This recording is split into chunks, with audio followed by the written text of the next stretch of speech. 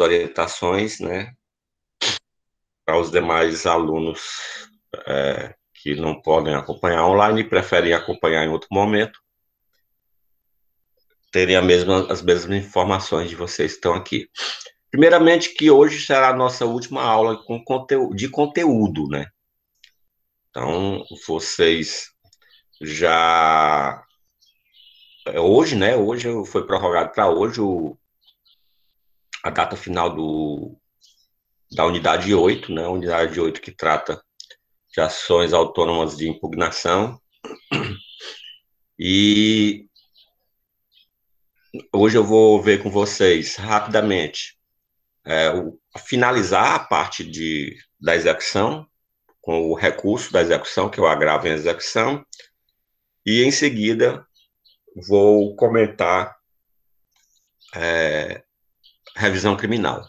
Então, que é a peça que eu escolho para comentar da unidade 8, para fazer com vocês. Inclusive, o trabalho já está publicado com data final de entrega no dia 12, que é sexta-feira.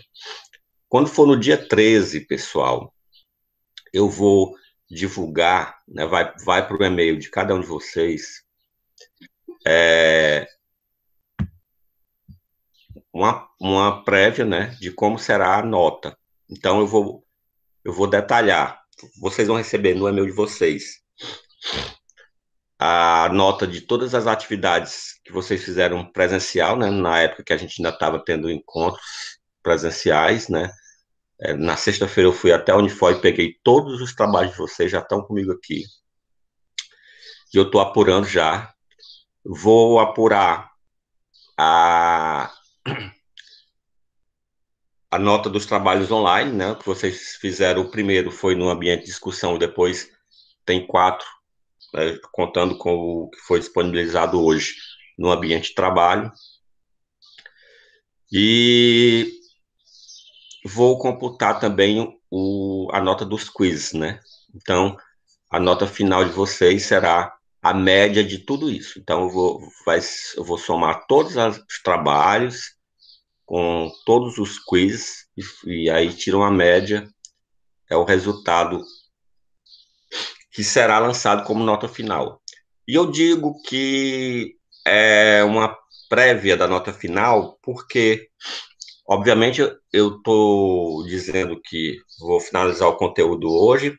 Na quarta-feira, eu vou fazer o comentário dos trabalhos que vocês fizeram, né? Eu vou fazer tipo uma correção geral, né, para todos os trabalhos, apontando o que deveria ter sido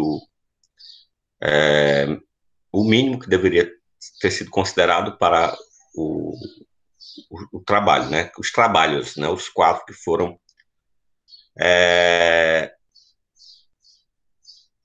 passados no Unifor Online. Aliás, os 5, né? Porque tem um que está lá no ambiente de discussão. E aí, pessoal, vocês vão receber, vão analisar, certo? E fiquem à vontade para contestar, né, ou pedir esclarecimento acerca da nota. Então,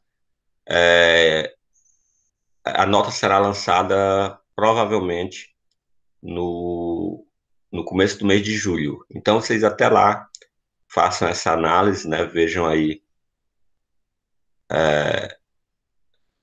o que é que vocês discordam ou concordam com a apuração da nota, e tudo vai ser feito de forma bem transparente, né? Então, vai ser lançado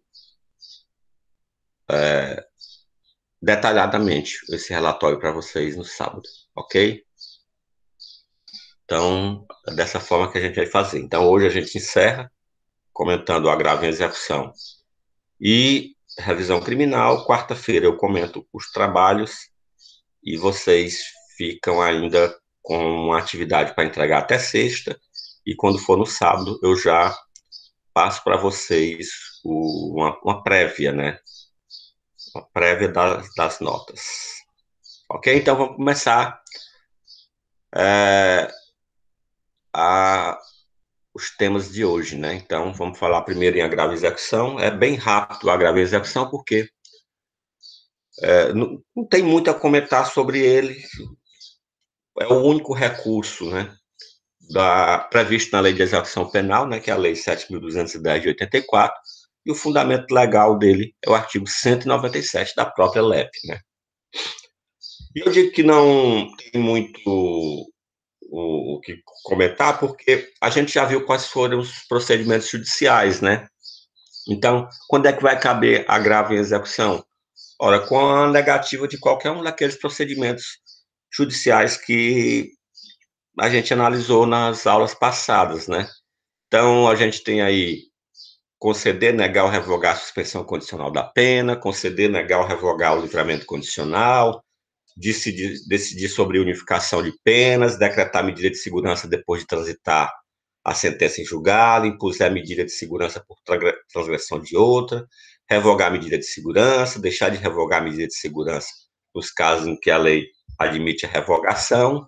E observem, pessoal, que alguns desses casos aqui, eles estão lá no artigo 581 como hipótese do recurso em sentido estrito.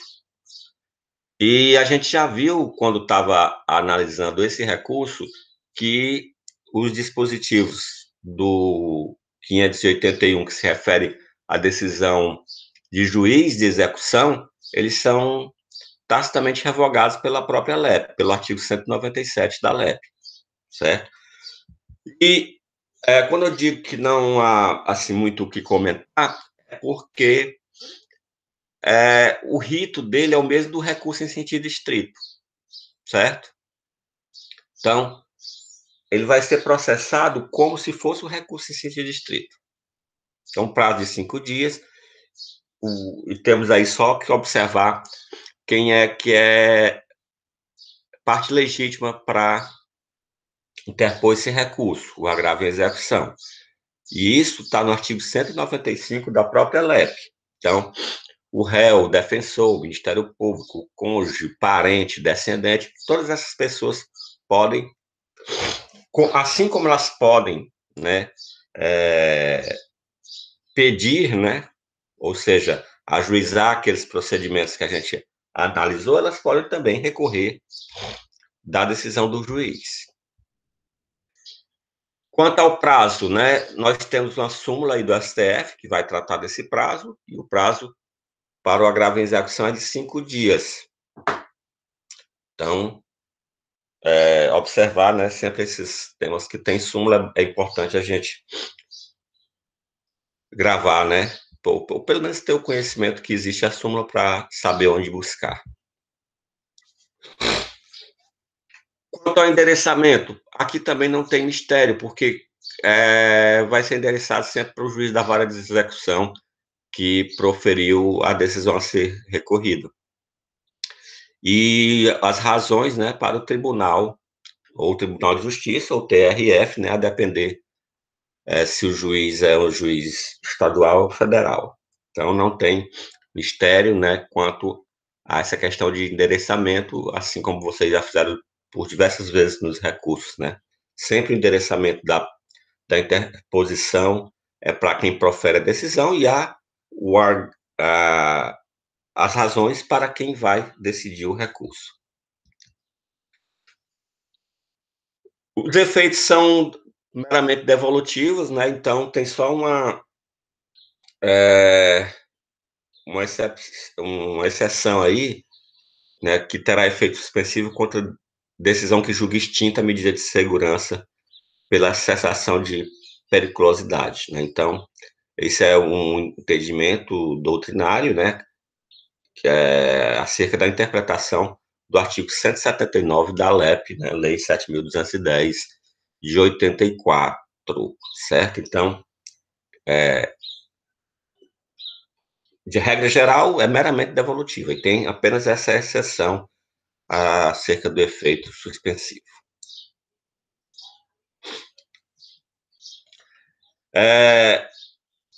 Aqui nós temos um exemplo, né, e eu vou deixar para vocês darem uma olhada no exemplo no material didático postado, certo?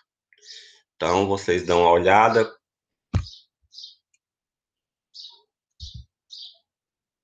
Aqui seria uma decisão do juiz, né? Então, a interposição do recurso em relação a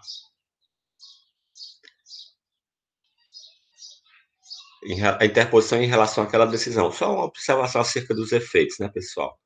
Eu falei efeito devolutivo e suspensivo em relação ao artigo 197, mas lembrem-se que, como ele obedece o rito do recurso em sentido estrito, ele vai caber juízo de retratação também. Então, aí, no pedido da interposição, vocês fazem esse pedido de retratação e o fundamento do pedido, né, é o 589 do CPP, né, já que o rito é o mesmo do RESE, né? Então, fundamento do recurso é o 197 da LEP, mas em relação a esse efeito, aí você vai ter que buscar o fundamento no CPP. E aí as razões endereçadas aí ao tribunal que vai julgar, né? Então, da mesma forma que vocês já por diversas vezes fizeram, né, na apelação, no RES e outros recursos que já exercitaram durante esse semestre. Também vou deixar para que vocês dêem uma olhada no material didático, para não ficar muito enfadonho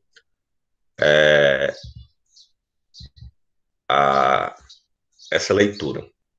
E aí, pessoal, o outro tema que a gente vai tratar hoje seria a revisão criminal.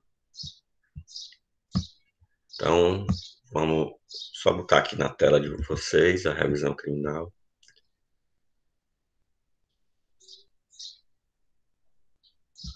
Então, vamos lá. A revisão criminal é estudada como recurso, está como recurso no CPP, mas, na verdade, a gente trata como ação autônoma de impugnação, assim como o habeas corpus e pois a revisão criminal não teria o conceito de recurso, porque a relação processual já se esgotou por completo, já há o trânsito em julgado, né? Então, assim como o habeas corpus, ela é uma nova ação e o mandado de segurança, né? Então, por isso que a gente não trata, né, no estágio como recurso, e sim como ação autônoma. Quanto ao conceito, né, eu já falei que é uma ação autônoma impugnativa de sentença transitada em julgado, de competência originária de tribunal. Então, isso quer dizer que o endereçamento dessa ação sempre será para tribunal, né? Nunca será para a juiz singular. Então, a relação processual, a ação condenatória já encerrou, então, por via de revisão, né, instaura-se nova relação processual. E o objetivo aí é a desconstrução da sentença, certo? Então, para que haja revisão criminal, um dos requisitos é que haja o trânsito em julgado, né? Não cabe mais nenhum recurso. Logo, as condições da ação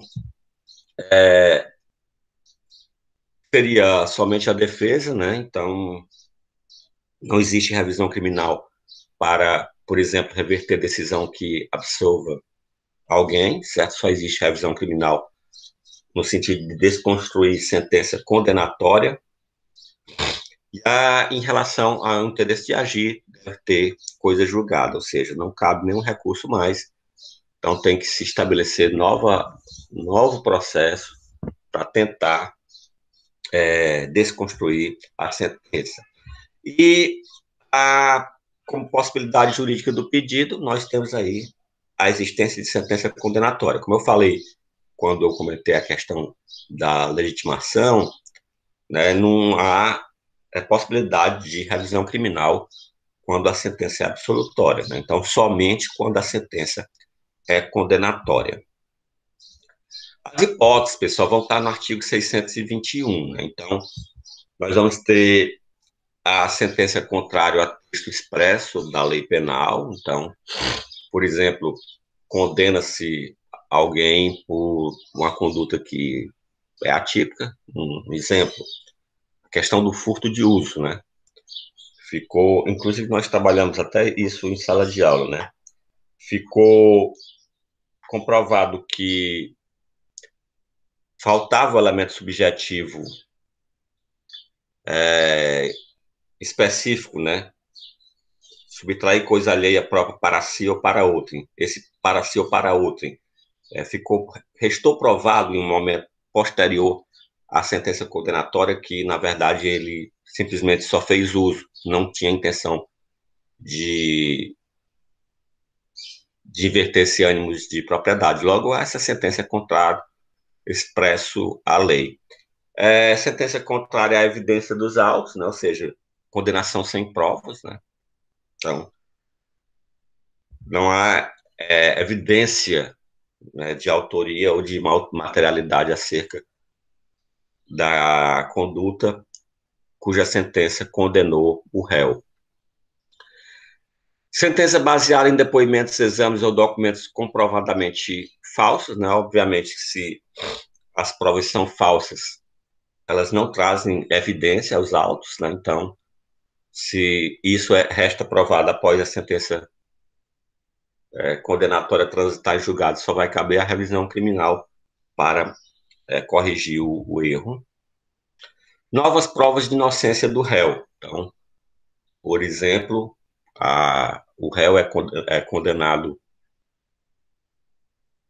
por homicídio, e aí, depois de transitado em julgado da sua condenação, a vítima aparece. Ora, a suposta vítima, né? Se a suposta vítima aparece é porque não houve homicídio. Então, é uma prova que surge nova acerca da inocência do réu. Eu indico que vocês deem, quem quiser, tanto o livro quanto o filme do caso dos irmãos Naves, ele é de domínio público. Então, se vocês quiserem ver um caso que é emblemático no nosso país, dê uma assistida no filme O Caso dos Irmãos Naves, ou quem preferir ler, né? Tem o livro também em domínio público, o livro, aliás, é escrito pelo advogado de defesa deles, né, dos irmãos Naves. Para quem ainda não ouviu falar, esse caso ocorreu em 1937 e dois irmãos, né, os irmãos Naves, eles são acusados de homicídio, né? Então, os dois são acusados de matar um primo deles, e aí há uma série de violações, né, de lei, a tortura para confissão, a fraudam o processo, e eles são absolvidos por diversas vezes pelo tribunal do júri, marcam novos até que eles sejam condenados. E isso culmina que em 1952 houve apareceu esse primo dele, né? O primo dele, na verdade, tinha ido embora para outro país, para a Bolívia, salvo engano. E eles entram com a revisão criminal. Na verdade, um já tinha até morrido. Isso em 1952, quando foi na década de 60, salvo engano, 65, houve a reparação por erro judicial, né? Quando houve a reparação, os dois, na verdade, já tinham morrido, né? Então, um morreu preso e o outro morreu após a revisão criminal, mas não chegou a receber essa indenização por erro judicial. Esse caso é emblemático porque ele é o primeiro caso em que o Estado brasileiro ele é condenado por indenizar por erro judicial. Então tem assista o filme, né? É meio assim, o filme é meio dramático, é dramático demais, certo? Então é só para aqueles que estão numa situação emocional mais ou menos, né? Quem não tiver, aconselho a assistir só depois. Ou ainda novas provas de circunstâncias que autorizem a diminuição de pena. Não vai autorizar, por exemplo, a absolvição, mas pode, por exemplo, autorizar uma diminuição de pena. Por exemplo, foi um exame de corpo de delito fraudado que qualificava um crime. Por exemplo, furto qualificado por rompimento de obstáculo. E há uma fraude no exame pericial que comprova o arrombamento de uma porta. Ora, se depois de trânsito em julgado da condenação, verifica-se que essa prova é forjada, o crime pode até ocorrer ainda, né, o furto, mas na forma simples e não na qualificada pelo rompimento de obstáculo. Como é o processamento? Primeiro, pessoal, depende de prova constituída, certo? Não há produção de provas na revisão criminal, certo? Vou voltar aqui para o caso dos irmãos Naves. Aparece a vítima, né? Essa vítima vai ter que ser ouvida em juízo. O que aconteceu, por que sumiu, por que desapareceu. Não em sede de revisão criminal que ela é ouvida. Ao ajuizamento de uma ação chamada de pedido de justificação. Então, sempre que essa prova, certo, para revisão criminal precisar ser produzida, tem que haver o ajuizamento de um pedido de justificação, porque os autos do pedido de justificação é que vão instruir a revisão criminal, certo? Então, entra com o pedido de justificação, produz-se as provas, pega-se o auto da justificação e ajuiza a revisão criminal em tribunal. A qualquer tempo, né, pessoal? Não tem prazo para revisão criminal. Inclusive, no caso que eu citei, a revisão criminal em relação aos irmãos Naves, um deles já tinha morrido, né? Então, mesmo após a morte, é de interesse, por exemplo, da família que seja esclarecido, que seja declarado que aquela pessoa não foi culpada pela prática do crime. É endereçada ao presidente do tribunal competente, é distribuída a um relator, é dado vistas ao Ministério Público para aparecer em 10 dias, autos ao relator para oferecer relatório também em 10 dias, e autos ao revisor para exame em 10 dias, que em seguida pedirá a designação de data para julgamento. Esse processamento aqui, pessoal, é o processamento padrão de todo matéria que de tribunal, né? Então, é o processamento padrão dos tribunais. Qual é o conteúdo, né? Então, vai se dirigir ao tribunal competente, a indicação do nome completo do autor e qualificação e nome do advogado. Observe, aqui não pode se utilizar o que se usa em recurso. Fulano de tal já qualificado. Lembre-se que revisão criminal é um novo processo, então está se iniciando uma nova relação processual. Então, a indicação da qualificação do autor completa é necessária. A exposição do erro judiciário, obviamente, a assinatura do advogado e o que vai instruir a instrução, né? Por exemplo, se é um documento, né, que comprova o que está sendo alegado, junta-se a documentação. Se for o caso de prova que foi produzida na justificação, a instrução aí do processo será com os autos da justificação, como, por exemplo, no caso de se ouvir uma testemunha, né? Como eu já falei, primeiro tem que ouvir a testemunha em uma autuação, num pedido de justificação, e aí pega-se os autos desse pedido de justificação e junta-se na entrada da revisão criminal. Então, como seria um modelo aí, né? Excelentíssimo senhor desembargador, presidente do Egrégio Tribunal Regional Federal, né, no caso aqui de crimes da competência da Justiça Federal. Aí qualifica completamente, né, o autor, né? E aí, em seguida, fundamenta aí com o artigo 621 do CPP, né?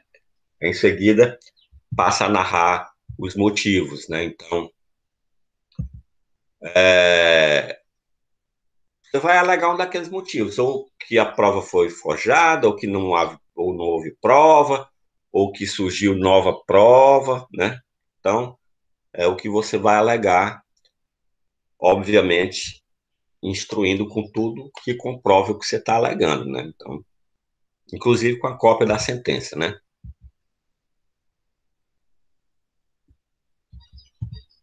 E vamos logo lá com o pedido.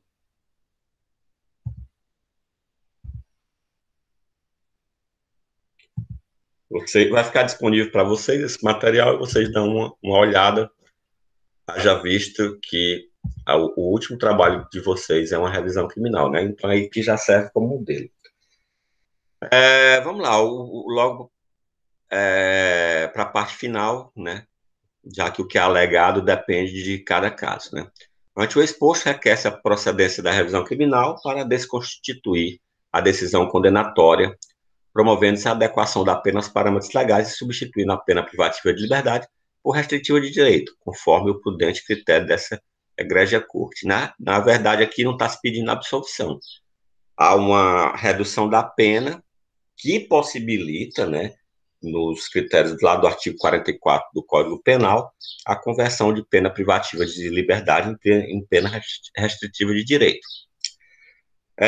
Assim não entendendo, mantendo-se a concessão da suspensão condicional da pena, pleiteia-se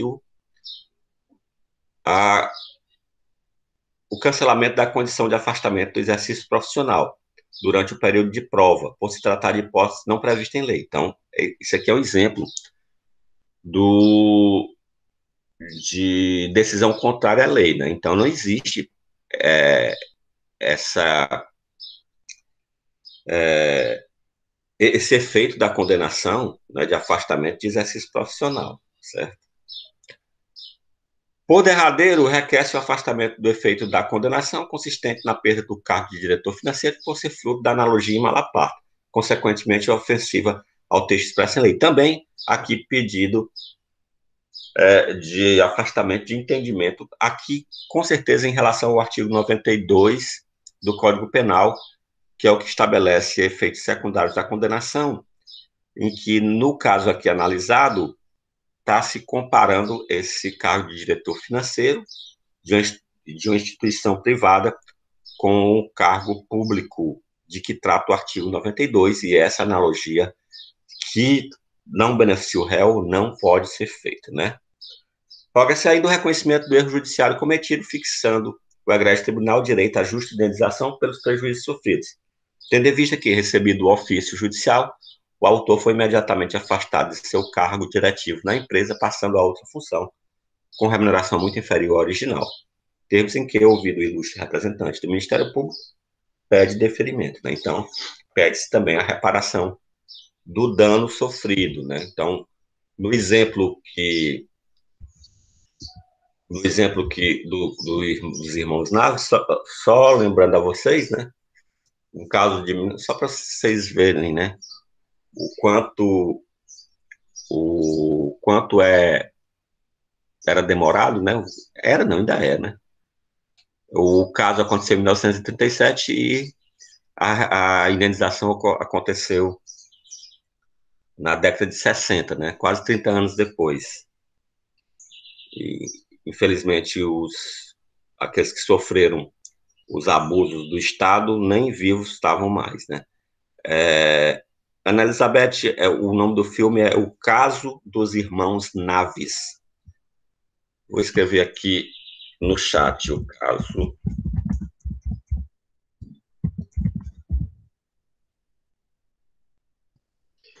Vou botar o link do filme lá no WhatsApp.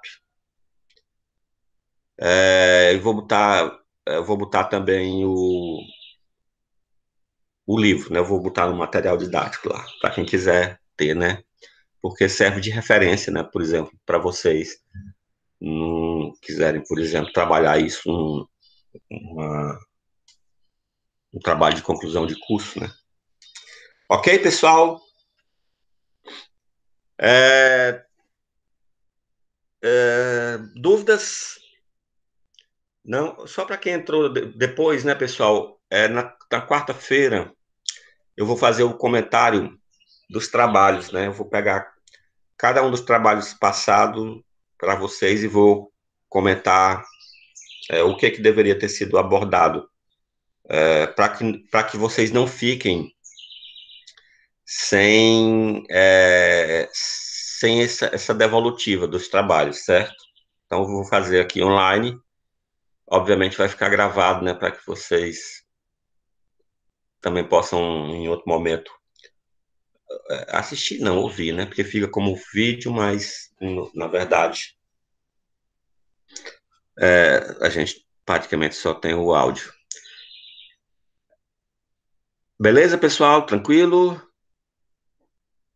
Então, até quarta-feira, se Deus quiser. Professor, Oi. o senhor botou um aviso no grupo, eu não li direito. O senhor pode falar aqui ou não? Depois eu olho lá no grupo. Posso, sim. Tá. O comunicado era que hoje a gente encerra o conteúdo da disciplina, certo? E na quarta-feira eu vou fazer o comentário dos 4 trabalhos que foram passados para vocês.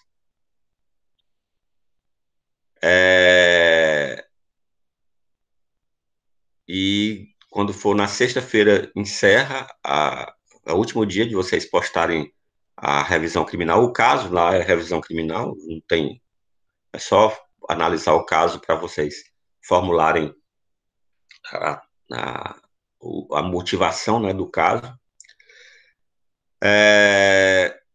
A Elizabeth está perguntando se tem naquela tabela. Tem sim, quase certeza que tem. Qualquer coisa eu estou à disposição também. E quando for, só continuando aqui o esclarecimento a pergunta da Jocélia, e quando for no sábado, eu vou encaminhar para o e-mail de vocês o detalhamento da nota provisória, né? Da nota final de vocês, certo? Então, no sábado, vocês já vão receber isso, para que vocês analisem e possam exercer aí o jus esperneandi, né? Se for preciso, né? Eu acho que não vai ser preciso, porque como a gente teve a dispensa das peças e das questões discursivas, que eram os casos que traziam mais polêmicas, nós ficamos só com as atividades de sala de aula e os quiz, né? E o quiz você já sabe a nota, né? Não vai ter muito problema, não, muita reclamação, não, de vocês. Espero que não, né? Ok, Jocélia? Tá. Ok, professor. Aí com isso, então, já está encerrando, né? Essa Aí eu vou semana. ficar, obviamente que eu vou ficar à disposição de vocês até o final do mês Uhum. para, né, tratar, né, atendimento individual, né? Então você vai me procura para esclarecimentos, questionamentos ou revisão de alguma coisa, certo? Eu vou estar à disposição até o final do mês. Ah, Conforme tá bem. a gente está mantendo, pessoal, o cronograma, certo? O plano de ensino. Se vocês observarem lá no plano de ensino, a gente encerraria na quarta-feira mesmo nas nossas atividades, e que ficaria para a próxima semana seriam as avaliações. Como não vai haver avaliação, não vai ter prova para vocês, né? Então essa data vai ficar para que vocês façam essa análise da nota e tratem de forma individual comigo, né? Tá ok? Ah, tá Então, ok. Obrigada, professor. rigorosamente o plano de ensino. Beleza? Então, até Tá bem. quarta-feira. Tá bom. Até, tá. Tchau.